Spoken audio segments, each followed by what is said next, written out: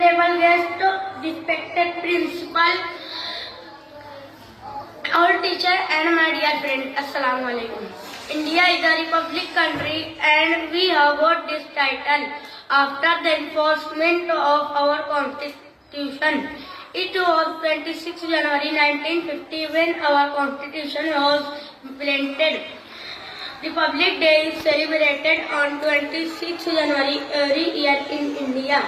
The President unfurls the national flag at Kartavya Path on the occasion of Republic Day.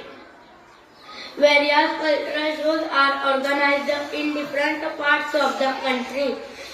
Republic Day is the day to remember our martyrs and soldiers. A public holiday is celebrated annually to mark the Republic Day of India. It is the day of pride and integrity and unity for all Indians. Assalamu alaikum.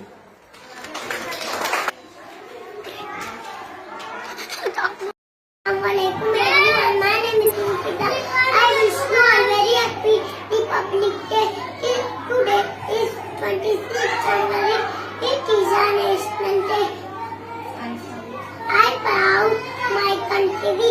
Jai Hind. Thank you. MashaAllah, MashaAllah, MashaAllah.